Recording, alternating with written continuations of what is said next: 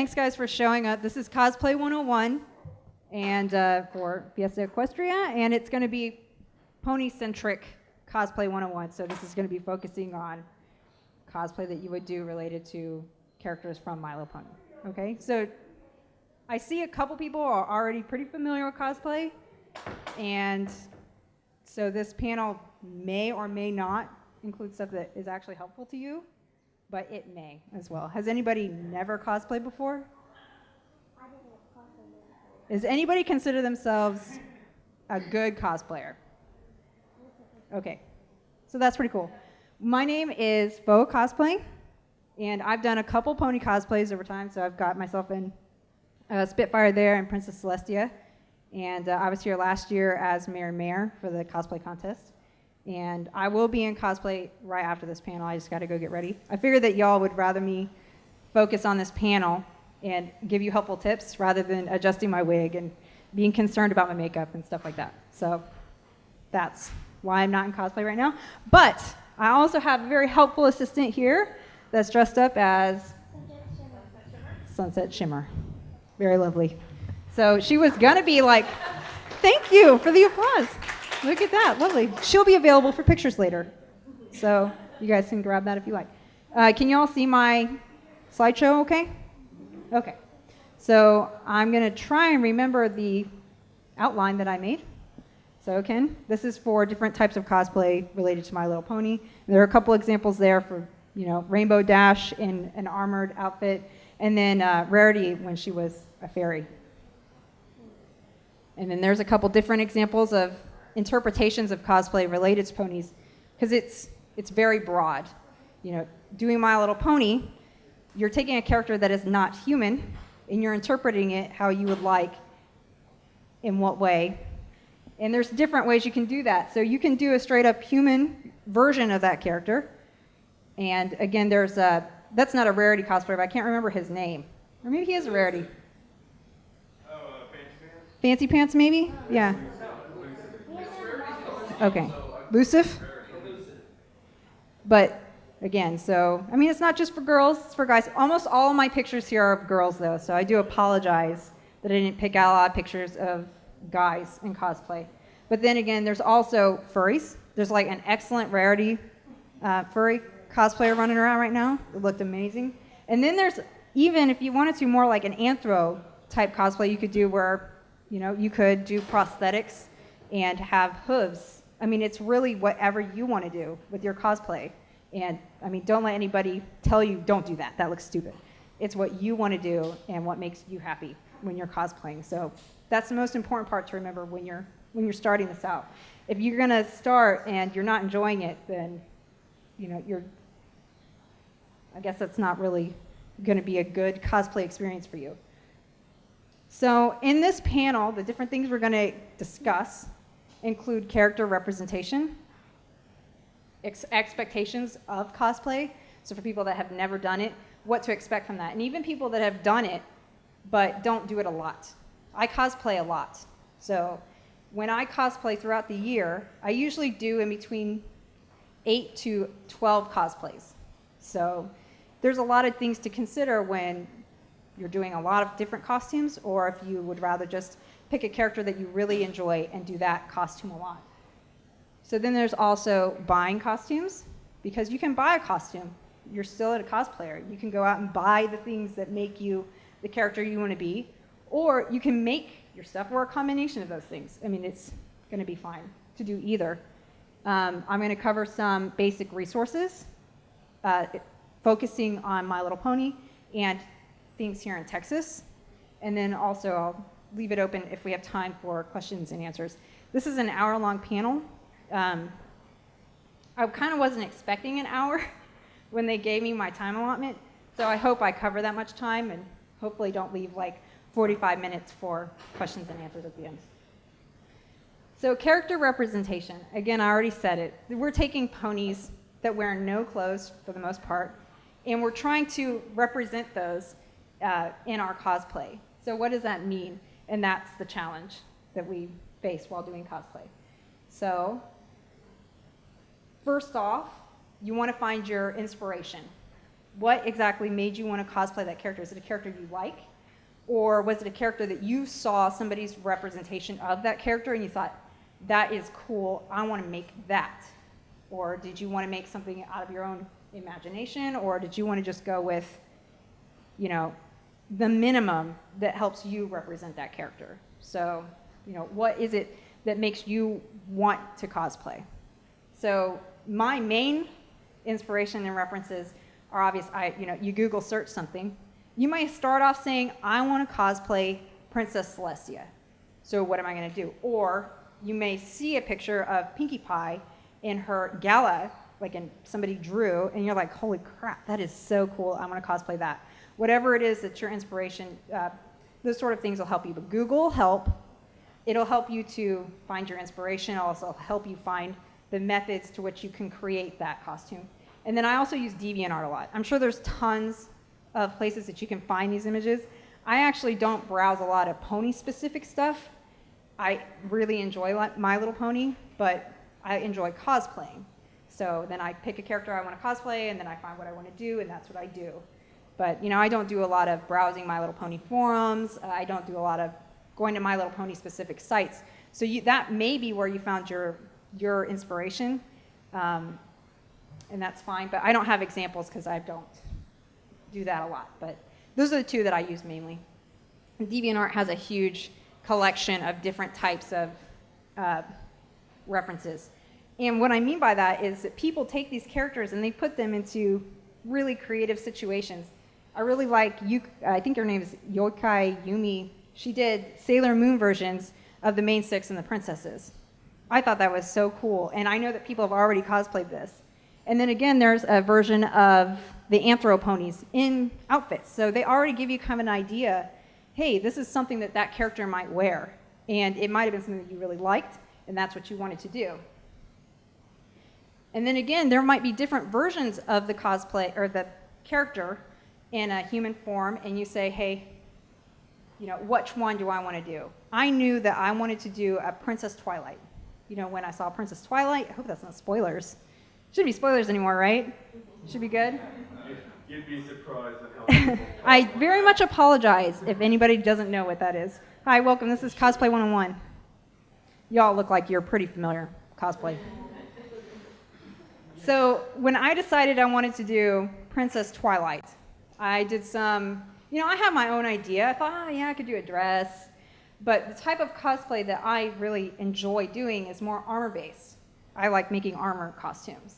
And so when I started looking, you know, I found tons of Princess Twilight in really beautiful gowns, but I'm not really very strong at sewing, so it really wasn't what I wanted to do. But then I came along this image of Princess Twilight in armor. You know, she looked really cool. She got this giant spike, all adult dragon in the background. And I was like, oh my gosh, that's my cosplay. So that one's on my list. I really wanted to do it for this con, but I didn't have time. But that's definitely on my list. It may be next year that I actually show up to this con. I think this is the only pony con that I actually go to. But that's an example of reference and inspiration. Sometimes you just got to wait till you find that thing that you love, and then you're very inspired to make it, which is very important in cosplay. If you're not inspired to make your costume, a couple things might happen. You may not get done on time. You're going to get confused at what you want to actually start doing. So it's really good to be passionate about the costume that you're making when you start. So let's see. There's also the idea of, do you want to do a human form, or do you want to do a more anthropomorphic form of that character? Which is fine to do that. I saw I saw this on Reddit the other day, and it just made me laugh. I was like, that is the perfect thing. So, you know, that's saying 10% not furry, just with light ears. And then furry, you get a little bit of coloration, some hair. That last one's got very anthropomorphic face, and she's probably a little more hunched over, and the last one's just a cat. So, I mean, it really depends on what you would like to do for your cosplay. Here's a couple examples of the difference between a human form, which I think is called a Jajinka. That's when you take a character that is not human and you represent it as human. They do it a lot for Pokemon. Almost every My Little Pony is considered a Jajinka. But then you could also do anthropomorphic, which would kind of fall into more prosthetics. a lot of makeup or furries. Or, I mean, well, prosthetics and a combination of props and things like that. So now we're going to go on to the expectations of cosplay. So I don't want to make this seem like I'm saying that it's this really huge deal and don't get into it if you're not expecting it. That's not what I'm trying to say, but I do want to give you guys some warning about things to expect from cosplay. I've got a lovely example here of very thorough gala gowns, and they did an excellent job. I think this was at KatsuCon, or some con probably over on the east side of the United States, but they did a great job. And this is based off the artwork by Sunset Dragon, I think. But this obviously took a lot of time. It took a lot of planning, and in general, just a lot of coordination. And I'm sure you all know it probably took a lot of money. So things to consider, obviously, would be cost and affordability of your cosplay. There's a ton of stuff that people don't think about when they're first starting out, and your costs can really add up. I mean, I got a list here. Things to consider if you're making your costume: fabric, this gets really little, sorry, but it's fabric, sewing supplies, armor making materials, straps and Velcro for attaching any armor or props.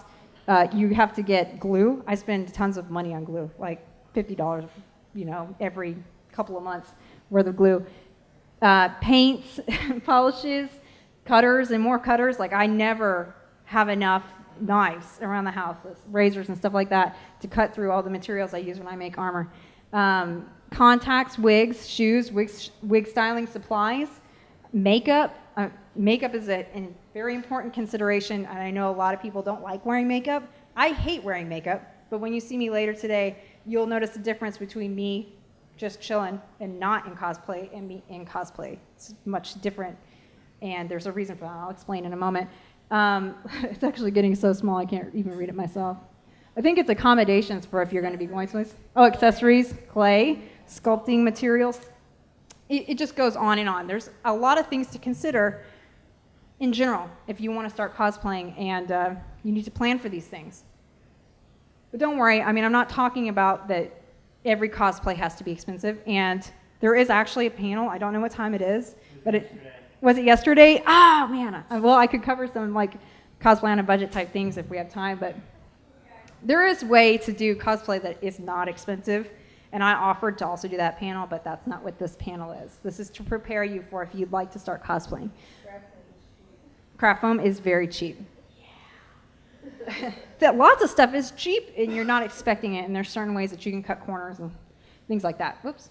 But anyways, it's not all about money, but it isn't cheap. So just keep that in mind. Anyway, so then the other thing you have to consider for expectations of cosplay is planning a costume. Can you tell me what time it is? When you're planning, okay, so 15 minutes in. All right, so you need to consider how long it's going to take you to make this costume and when you'd like to wear it. I personally like to say, I'm going to this convention and I'd like to wear this costume, and I'll plan a costume for that con. And I watch my time as I go along, but sometimes there's just a costume you want to make and you'll wear it when you wear it, okay? So that's something to consider. If you're saying, I want to make this costume, I've got 2 weeks, and I'm going to do it, expect to be probably working some late nights. That's just something to remember. And also, I would say if you don't finish your cosplay on time, don't stress out. There's always going to be another convention you can wear it to, okay? And even when you wear it to the con, I mean, you'll probably wear it again, and there's changes you're going to make, but it's very important. Let's see, when you need to buy something online, almost everything you're going to buy, like cosplay specific, like wigs, you need to allow time for shipping of those items. If you're going to buy anything cheap, so you want something cheap, allow for a lot of shipping time, and I'm talking months. It's probably a good idea if you're going to be buying a wig from China to allow at least 6 weeks to order that item and get it. But there's other United States vendors, so you could buy it from like Art of Wigs. I ordered a wig from them for this convention, and I did that at a cost. I had to pay, not necessarily a lot for extra shipping, but I had to pay extra for the wig because it was made here in the United States, and I'm ordering from a United States vendor. So it was more expensive than if I would have bought it from China. You know, if I had planned to do that and whatever. The other thing is the quality of the items you're going to get and where you're going to get it from. So if you want to have a really nice wig or a very specific type of wig, it'll probably be better to do your research and find out where other people have bought a wig similar to that and buy from that vendor, and those are usually United States vendors. Arta Wigs is one of the most popular ones, but there's others. But a lot of the examples that you're going to find are going to be probably a little more expensive if you're going for a specific style of wig. I always make lists of everything that I need. If I don't, then I spend an extra hour packing all my stuff. Like this morning I didn't make a list, so I was running all over my house making sure I had everything. I'm like, oh crap, where's that? So I usually, after this con, I'll probably make a specific list for the costume that I wore and said, don't forget this, don't forget this. And as things off my list drop off because I got rid of it or I trashed it or whatever, I'll mark it off my list. Hey, you need to remake that if you want to wear that costume again. Planning a costume, when I describe making mock-ups, that means for pretty much anything that you're going to wear or potentially need to size out. If you're making a large prop, maybe make a mock-up of it, like print it out off your computer. If you have like Illustrator or some sort of design program where you can draw out that item, draw it out and print it and assemble it and say, okay, yeah, that staff that I wanted is the right size. Or make a mock-up out of cheap fabric if you're going to wear something, so that when you make it out of your expensive fabric, you're not wasting it if it doesn't fit. There's certain ways that you're sewing, and you can't fix it if you make it too small, because unless you left tons of seam allowance, you're not going to have a lot of working room there. But making mock-ups of your stuff is very helpful. I make mock-ups of a lot of stuff even still after cosplaying for years. Let's see, so getting creative. Tons of people cosplay, and there's lots of ways to do things, but it's not the only way to, there might be, oh, this is how you make armor. Okay, cool, but I don't have the money or resources to do it the way you do it, so I'm going to do how I want to do it. And, get a little creative, and you'll probably find a way to make it work for you. And then, ask around. There's a lot of resources. There's a lot of cosplayers. It's actually a very large community. Here in Texas, it's a large community. Here in Houston, there's a large cosplay community. So if you don't know how you want to make something or you're not quite sure, just reach out to somebody. And most of the people are very accepting and helpful, and they will give you tips. Like, if you sent me a question, I would answer you probably pretty quick because I'm on Facebook all the time. So I'd be like, hey, yeah, this is how I did that. Or, hey, I've got tutorials.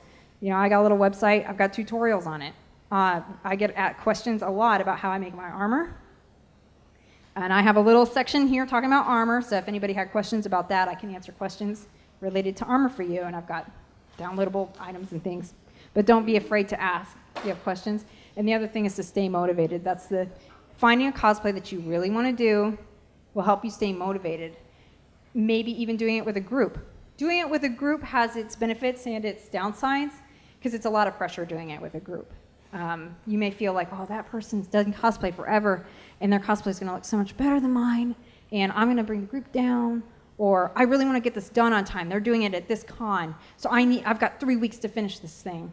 Try to stay positive about what you're doing. If you don't finish that cosplay on time, make sure to give your group, heads up that, hey, I may not finish. Or ask for help. Have somebody come over and help you out. Ask your boyfriend or your girlfriend or your mom or whatever. But just try to stay motivated. The way that I do that is I find the item on the cosplay that I haven't finished. If I'm going to start out on a new cosplay, I start out with the item that I'm most excited about or the most comfortable making. I start knocking out stuff that I know I can do. As you start seeing those items get completed and your costume get more finished, the easier it is to move on to the things you're not sure about. Everybody has those times. Even for the cosplay I'm wearing today, I did something I'd never done before, and I wasn't sure how I was going to do it. So I did everything else, made sure I had enough time to work on the rest of it, and then I just kind of went at it. And at the end, it turned out pretty good. And that's usually how cosplay is. You're like, I don't know how this is going to turn out, but in the end, it usually works out. So just try to remember to stay positive about your costume. Another thing, so we're still talking about expectations of cosplay. Another thing to consider is wearing your costume. It's a really great idea to say, hey, I'm going to make this Princess Celestia out of balloons. They did that last year. You need to make sure that when you make a costume that it will work for what your purpose is. You're wearing it to a convention? Cool. Make sure that it's going to be comfortable at the convention. Make sure you can walk around in it. Are you going to be wearing 6-inch heels? Are you going to be wearing platforms? Yeah, see, I got my heels on too. I actually didn't wear heels for my other one because, Surprisingly comfortable. see? And that has something to do with this. If you're going to be wearing special shoes, Do I have socks? wear socks, break them in, practice them. Hey, I wear cosplay shoes to work. I say, hey, you know, I bought this pair of shoes for cosplay, and just make sure that it doesn't look stupid, and I'll wear it to work, you know. They're like, why are you in hooker heels at work? Don't worry about that. I sit at a desk. Anyway, so just make sure that you plan that costume to be wearable. You're really going to hate it. You build this amazing costume, and you can't put it on, and you have to break it to get into it. You know, I've had to build a lot of breastplates.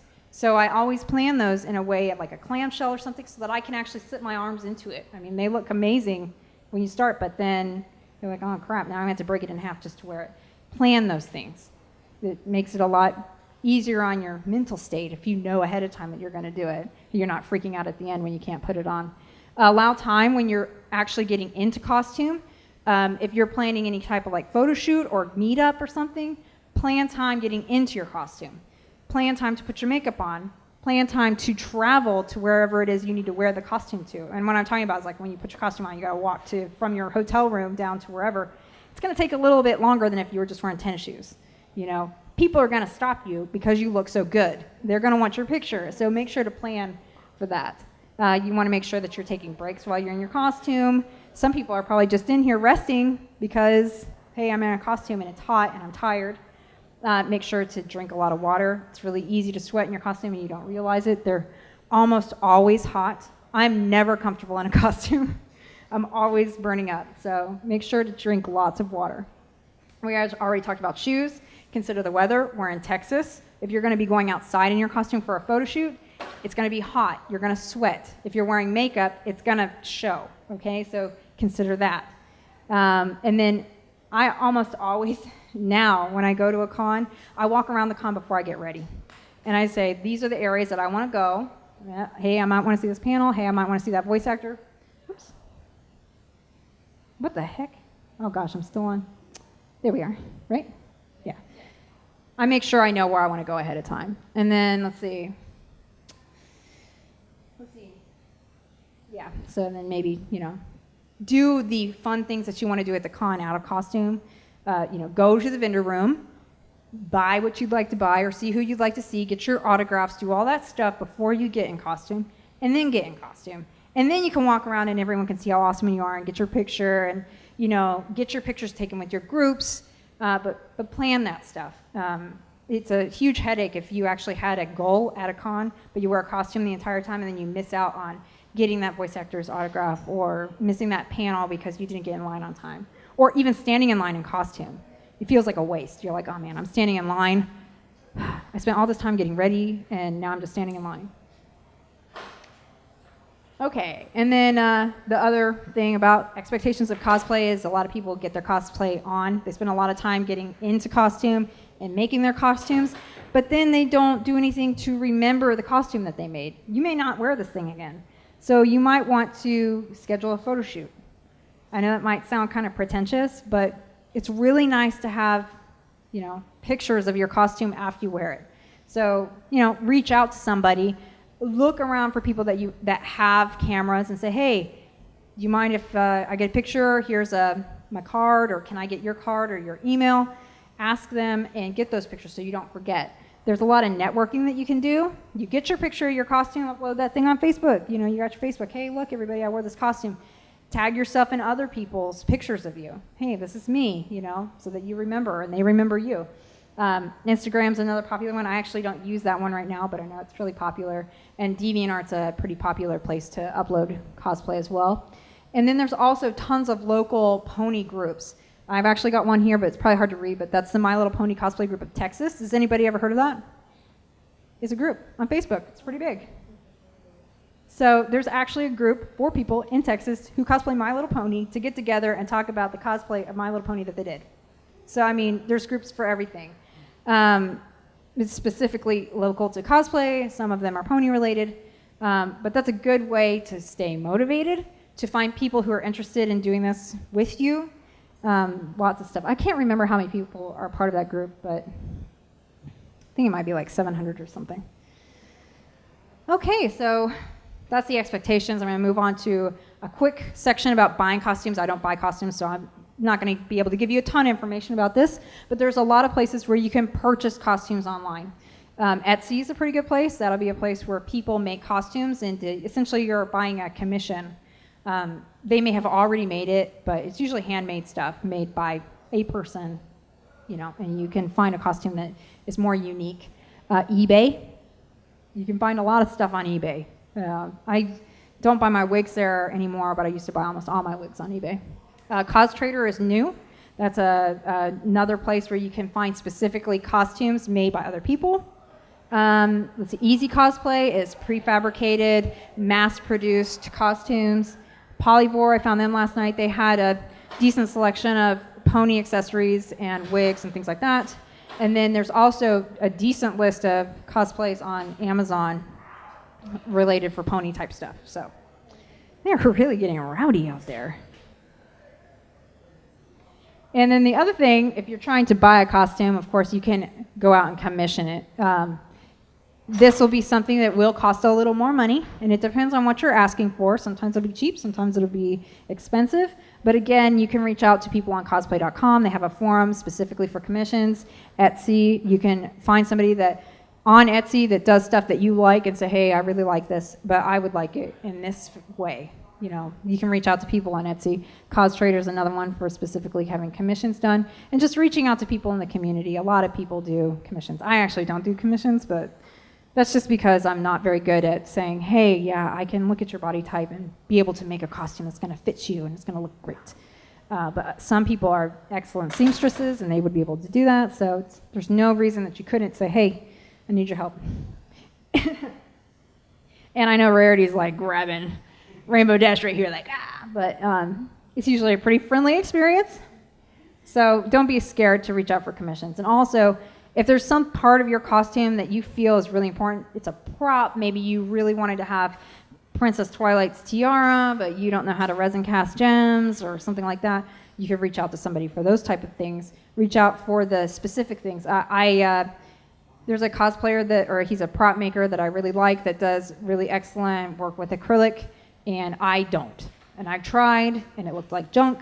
So I said, hey, dude, I tried this, and it just didn't work for me. Can I send you my scraps? I'll pay you for the shipping, and I'll pay you for the product. And he said, sure, what do you need it by, And he's a really big, he actually just moved to California, but he was a very big prop maker. He makes some of the best props I've ever seen. So, I know when I get it back, it's going to be a very high quality worth of product that I wouldn't have been able to make myself. Don't feel bad to ask people to make stuff for you. But this is Cosplay 101. People are usually looking into making their own costumes. Can I get a time again? Time? Okay. So things that you need to consider when you're making a costume, skills that are commonly used would be sewing, crafting. So crafting could be, I just consider it, like home craft type stuff, making stuff out of foam and things, but just crafting in general, just making things. Sculpting, wig styling, being good at doing makeup, needing to utilize contacts, making armor, and making props. Those are a couple things that to consider when you're starting out on cosplay. Maybe there's one of these that you feel you'd be really good at. You should probably start with that. Get into it by, let's say you really love World of Warcraft, and you wanted to get into cosplay, but you didn't really feel like you'd want to make an outfit because you think that looks silly, but you really want those warglaives that Illidan had, Maybe start out by making the weapon alone, just carrying that around. I mean, people will be like, wow, did you make that? And you're like, yeah, I made this. So start out with what makes you comfortable. You don't have to have the entire cosplay in the beginning, but it might help anyway. But these are some common skills, and a good way to get into this would be by having one of these skills or picking up one of these traits. So stuff related to sewing, I'm going to just start out by saying I'm not very good at sewing. So I can't give you a lot of technical information. I can't tell you about the different types of seams. I can't give you a lot of information about the different types of fabrics. There's tons of resources about that online, but I'll kind of cover that here in a minute. The first thing that you need to consider if you're going to sew is, do you have a sewing machine? If you don't have a sewing machine, there's a couple options for you. There are some really cheap machines out there. I don't know what your guys' budget is like, but you can usually get a cheap machine for like $150. So if this is a hobby that you'd like to really invest in, you can get yourself a cheap machine and start making stuff. You can borrow a machine. My machine is actually borrowed. I borrowed my mother-in-law's machine. I said, hey, you don't ever use it. Can I use it? It's like 20 years old, but it makes stuff. It makes tons of things. I can make pretty much anything with that. I can do any kind of seam with it. It's not a serger, so I can't, I can close my seams off, but it's not as pretty. Let's see. Joann's that have sewing classes, sometimes they'll open those up for free, and you can go in and use them in off time. So you can say, hey, I'm going to go to Joann's or other places that sell craft materials that have training rooms. They'll sometimes allow you to use those just during off hours. So, look into that. And then you could always hand sew things. In the very beginning, I was hand sewing a lot of stuff. But that also meant that I bought a lot of my stuff, and I only sewed a little bit of it if I needed to make adjustments or add a dart, which is, when you pin up the fabric like that and you sew it so that it fits a little better. But yeah, I did a lot of hand sewing when I started out, and there's nothing wrong with that, but it is easier to have a machine. So some tips related to sewing stuff that you'll probably want to consider when you're making your costume is make a mock-up first. I already said it, make a mock-up with cheap fabric. I'm trying to think of the name of the fabric that you would use. It's a very specific kind. Muslin. Muslin is very affordable, cheap fabric. Now, it's not going to be probably like every fabric that you could possibly purchase. Muslin is not going to work like a stretchy type fabric like a lycra, but I mean, basic cottons and things, you'll be able to use muslin to get a general feel for what size you need and make sure that this concept for the design that you want is going to work. Use patterns. So if you're not comfortable making your own patterns, which you can do, you can take patterns that you can get from Joann's. They're usually, sometimes they're on sale for like $1. You just find the one that you want and modify it to, or use it how you need to. But, use patterns. When you use patterns, make sure to look at the size. You can't just go out and get a pattern. They're based off sizes. So you need to make sure that you get the right size. The first time I ever bought one, I bought like a extra, extra, extra large, There's no way that pattern would have ever helped me because it only had a range of sizes in there, and the smallest wasn't small enough to use for anything I could have used. So if you're going to use patterns, keep in mind there are sizes for every pattern. It's usually a little range. Consider your fabric. So some fabrics are stretchy, some fabrics aren't stretchy. If you're going to be doing some sort of boot cover, you're most likely going to want something that stretches. You can do it without using a stretchy fabric, obviously, but it's easier to have stretchy fabric. Some fabrics look really nice in photographs, some don't. If you really want a specific look in a photograph, that I really want this thing to have like a shine to it, then think of a satin. But if you don't want that shine, don't use satin, that shiny satin. Let's see. When you go to sew, so you're like, okay, I've cut my pattern, everything's great, I'm going to start sewing now. You've done your mock-up, everything's great, you got your stuff all pinned, you're ready to start sewing. You've probably got some scraps of that fabric laying around. Test it first before you start sewing so that you can adjust the tension on your machine based on the fabric that you're using, because it may change. And if your seam is like all messed up because of the fabric you're using, you're going to be really sad that you're messing it up on your final product when you could have done a test before. So use those scraps to do tests.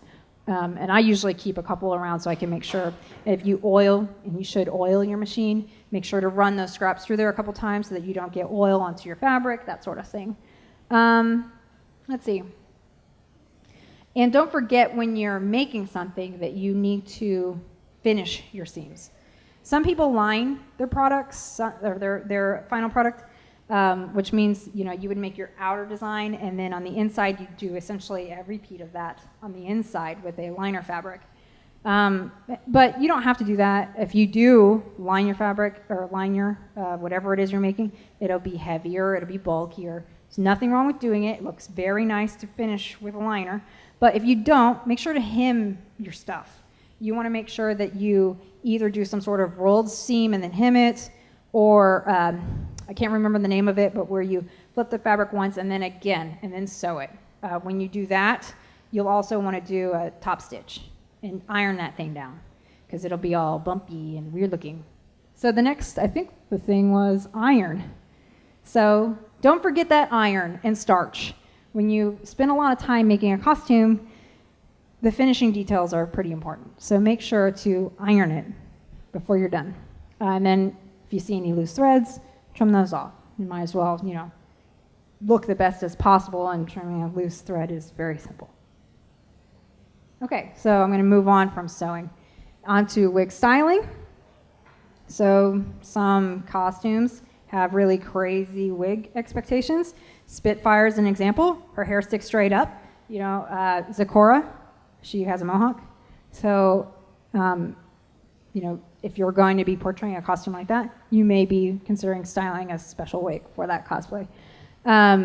Again, buy early. If you buy early, you'll save money, or save money so that you can buy a more expensive wig. So those are your options. Buying from China, it'll be cheaper, but it takes longer to get. You buy from the United States, it's going to be more expensive. Could potentially be higher quality. I'm not necessarily saying that it will be. Some of the ones that I get from China are excellent quality as well. So, that doesn't necessarily mean where you buy it from means higher quality. The biggest thing that I found while doing wig styling is how you cut and style, cut the wig to be the shape that you need it to be. And I started out with scissors, and that was really frustrating because I could never get the correct flow and gradient. Oh, thank you. So she put up this Zecora wig that I made this week. So this started out as a very long wig, okay? And I wanted to have very short sides, but I didn't want it to look like I just took a pair of scissors and just started cutting it. And I'm not a barber, so I'm not really familiar with a lot of the cutting techniques, which this girl is asleep. You look like you're resting. But to get this look, to get a more fine look in your wig, buy a razor. And it's literally a blade, and it's got a little handle with some little fork teeth in it. And you use that to comb the wig and the strands of the wig. You can do that, and you can actually cut out quite a bit, and it gives it a very smooth look. I would suggest investing in a razor and some blades from a beauty supply store and trying that out. Wig fibers dull those blades very fast, so if it starts to get slow, then you'll want to switch out your blade. That's something to consider. In the very beginning, you're going to be just combing out tons of hair, but basically what you would do is cut the general shape you want and then razor out the sides so it gives it a more smooth look. Now, if your wig needed that blunt feeling, then you may not use the razor as much. It's good for blending in the sides of a blunt cut as well, though. You're also probably going to be using a mannequin head, like this lovely looking head that I have here. What you need to do is find out where your face is on this thing, because it's different for everybody. Where your hairline sits and where your eyes are, it's pretty important when you're styling bangs and stuff. You might style this wig and it looks fantastic on your wig head, and man, it's perfect. It's exactly what I wanted. But the minute you put it on your head, your bangs are down here on your cheek, and your wig's way down here, covering your eyes. You can't see, it's poking you in the eye. Know where your face is when you're styling your wig so that you can make sure when you put the wig on that it fits the way that you want it to, and you're not spending extra time styling that thing. So it's a good thing to know where the measurements of your face are and where the hair is going to fall on your face. And most of these wig heads are not the size of human heads, just so you know. So it will fit a little bit different when you actually put it on. A question? Yes? How do you figure out where your face is? I usually, on the wig head, there's eyes, right? Know that the nose and the mouth and everything are not going to be proportional in any way, but know where your eyes are. And then I measure my forehead, and then I kind of measure the width of my forehead, and I get that space, and I make sure that I place my wig. Well, this one's obviously not there because I'm not styling the wig at the time, but I bump up. Hold on, let me see if I have the line on here. Okay. So you can see where I've lined the space of my forehead on this wig. There's like a blue line at the top. So I said, this is how much space I need. I actually have like a shallow forehead. So when I would make wigs, I'd place the wig hairline about yay, and I'd start styling, and I'd be like, oh, there's where my eyes are and everything. But then when I put it on, it would never fit. So I would measure it out based on the eye and then my hairline, okay? And then try and get a general feel for how broad your face is. Wig heads are not the same as human faces. So there's going to be a little bit of a learning curve there. Okay, and don't be scared to cut your wig. It's not the end of the world. Like I said, razors are going to help you a lot to take care of any like funky looking cuts that you make.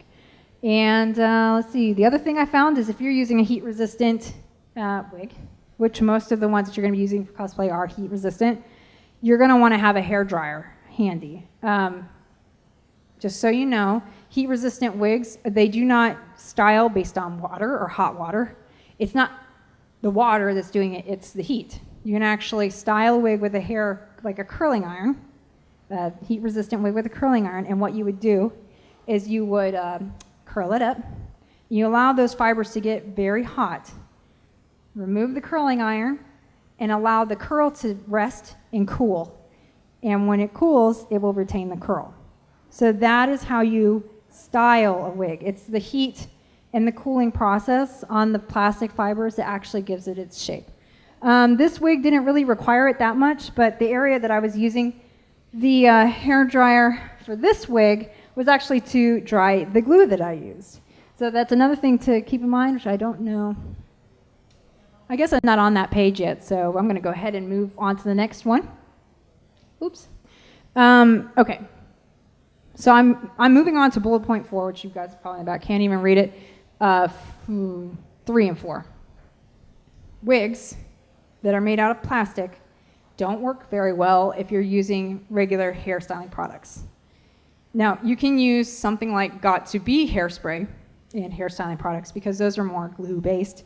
They got a lot of glue in them. They're meant for punk styles, so they're not really your traditional type of hairspray.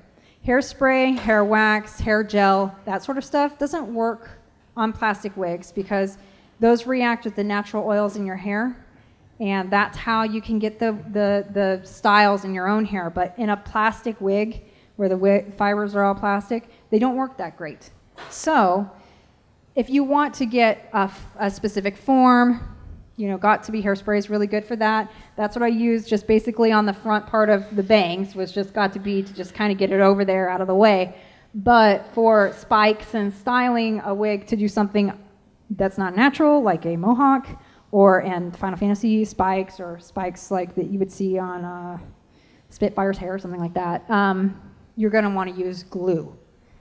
And there's a ton of tutorials out there which can show you how to do it. But just know that you're actually going to be using glue and a combination of your hair dryer and using the glue and drying the glue. It's a very busy process, but it can be done. And let's see. Another thing to know is that if you have a wig that you've cut a lot of stuff off of it, you can still use that if you need to. Like for this one, I wanted her to have a two-tone zebra thing going on. So this bit here is cut off pieces from other wigs that I glued on. And I mean, they're in there pretty good. I don't know. It's hard, so it's not going to be coming off or anything. I was very surprised. So that was a new project for me. I've never done a wig like that before. I've never used the glue technique to success before. I've known that but I've never had a reason to use it. But it does work very well, so just remember to keep your hair dryer. Tacky glue works really just fine. I used a clear tacky glue for this one, but you can use the white tacky glue because it dries clear as well. Let's see, so going back to the top here, let's say you need a wig that's very thick because you're going to be adding a lot of spikes to it. You might want to consider buying 2 and kind of mutilating the other one to take the wefts out. A weft is when you look at a wig and you turn it inside out.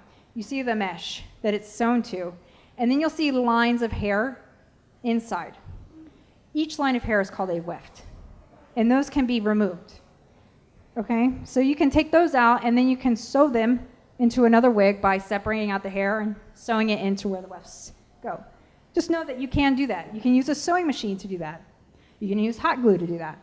I've got a little bit of combination on this wig where I wanted her to have a little more hair. I needed her to have white hair in some places, so I used a little bit of hot glue and I used a little bit of sewing because I was getting lazy. Okay, but it can be done. So just know that you can remove wefts out of one wig, sew it into another one. Let's see. I think that basically covers it. And then another thing to consider is if it's a plastic wig, you can dye it. It's a lot of fun dyeing stuff. This wig started out this silver color here. It started out this color. But I knew that she needed to have multiple colors, so I just dyed it. You can do it with all different types of dyes. I use the Sharpie method. Lots of tutorials online. You would just look for Sharpie wig dyeing. And it's a very cheap, affordable way. You basically take a Sharpie marker and you remove the ink cartridge from the center. You split it open so that it's open. And you put it in some rubbing alcohol. You'll let that mixture sit for a couple days, and then you combine it with your wig, let that sit for a couple days, and then you've dyed your wig, okay? And you would not rinse your wig when you were done. You would allow it to dry. Okay, I keep setting the mouse down. Let's see, makeup. So this is the one thing that I notice a lot of cosplayers, when they cosplay, they're like, makeup, no big deal. I don't need to worry about makeup. But if you really want to get into cosplay and you really want to take your cosplay to the next level, you definitely want to consider your makeup. And when I say consider your makeup, I'm not talking about your everyday makeup. This is performance makeup. So you're going to want to be doing this with the consideration that you're doing it for a performance. You're dressing up in costume. People are going to be taking your picture. And those pictures are going to be washed out by flashes. And you can't really control somebody else's camera taking pictures of your blemishes or whatever. So wearing a lot of makeup when you're in costume is a good thing. And it is even good for guys to do that because they will get their picture taken too, even though sometimes it does look weird. And the one thing that I will mention is that I always over-exaggerate my eye makeup. If you saw me in person, you'd be like, dang, did you really need that much eye makeup? But if I don't wear it, my eyes look itty-bitty, and I always ask the photographer, hey, can you touch up my eye makeup there a little bit? It's pretty light. You want to have dark eyes when you're doing cosplay. So consider eyeliners, eyeshadows, and fake lashes, that sort of thing when you're doing your makeup.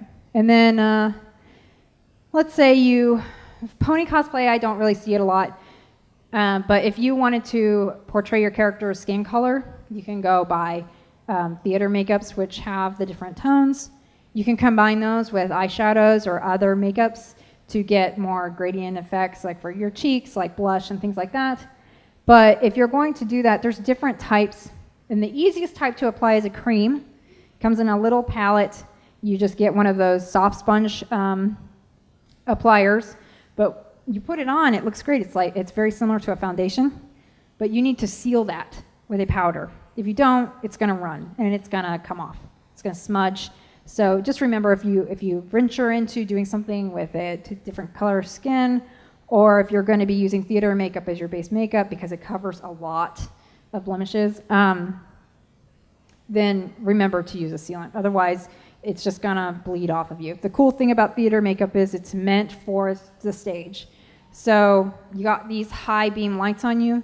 When you sweat, it doesn't really bleed off, but you will still sweat. You'll still see it.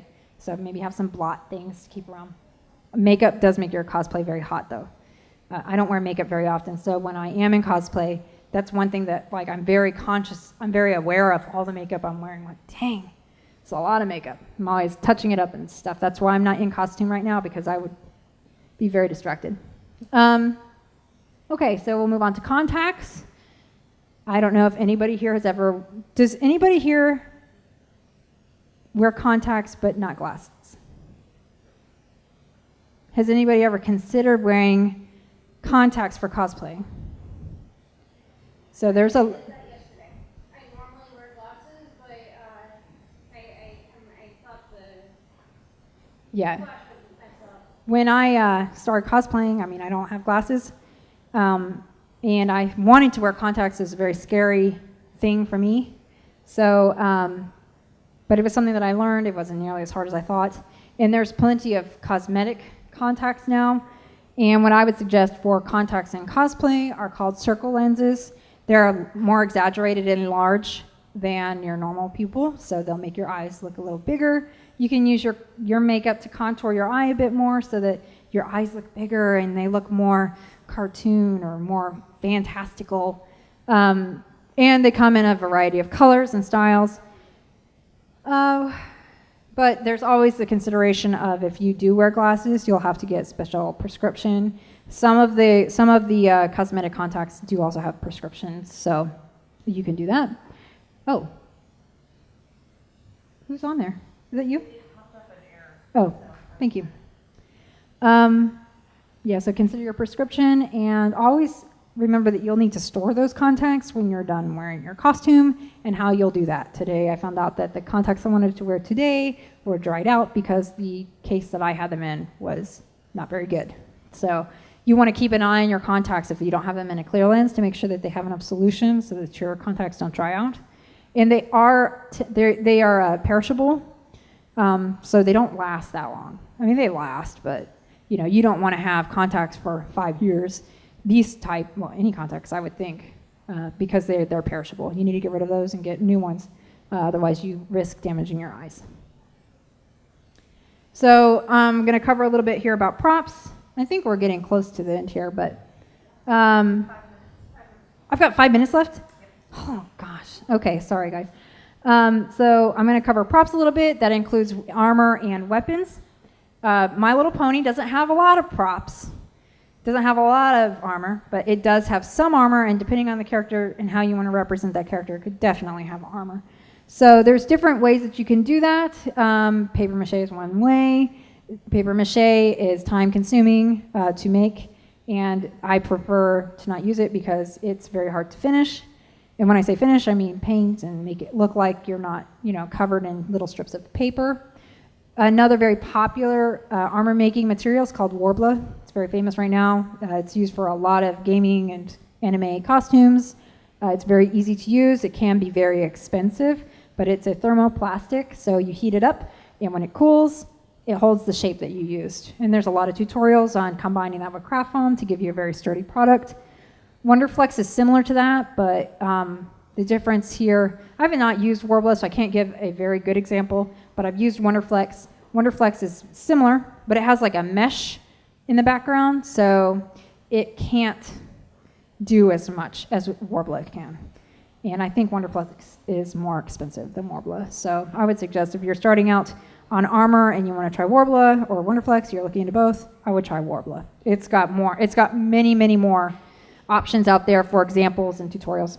More advanced styles, you can try PVC. It's called Sintra. That's what all my armor is made out of. I can give you examples of that another time. Styrene can be used for vacuum forming type things. Those kinds of armors are going to be very finished and detailed armor, and they're advanced armors. So starting out with those types without any kind of instruction, there's a definite learning curve there. And the other thing to consider if you're going to be making weapons and props is affordability. Craft foam, which I didn't list here, but craft foam is very affordable. It's a very good way to start. When I'm making pony stuff, I usually use craft foam, like for wings and things, because it looks good, and it's fast, and it's cheap. And I don't wear pony costumes a lot, so why would I spend $50 making a pair of wings that I'm going to wear once for a couple hours, where I could just spend $3 and make it out of craft foam, and I usually don't even need to paint it.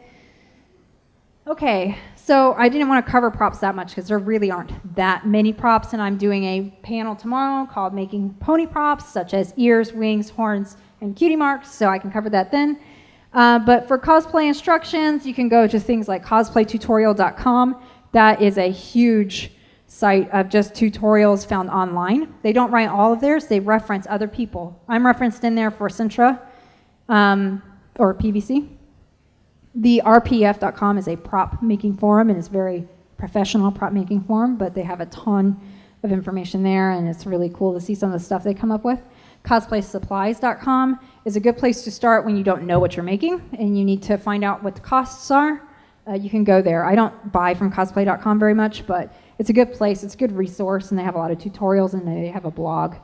And then cosplay.com, it doesn't get used as much anymore, but they have a forum where you can go there and get a lot of tutorials. There's tons of resources, though. I would suggest starting out at cosplaytutorial.com. It's huge. All right, so then online groups and social. There's a list here, but cosplay.com, AmericanCosplayParadise.com, Cospix is a new photography feature cosplay-based website, DeviantArt. Cosplay World is Asian. Wait, no. Cosplay World is new. That's actually Southwest. So Cosplay World is a brand new cosplay website. World Cosplay is an Asian-based cosplay website, and that's where you're going to see a lot of anime stuff. And a few local cosplay Facebook groups. And this PDF is available on my website, by the way. But a few local cosplay Facebook groups for anybody interested in that would be MLP Cosplay of Texas, Cosplayers of Texas, Houston area cosplayers, and Texas Cosplay. So those are 3 local cosplay groups that you guys might be interested in.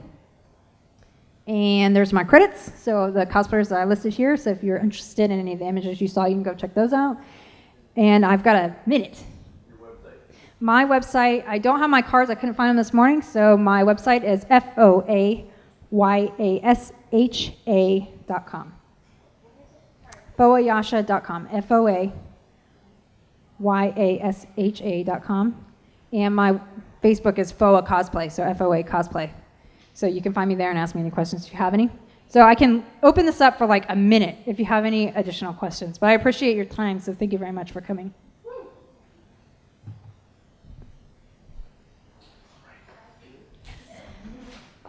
Great, guys. Thank you.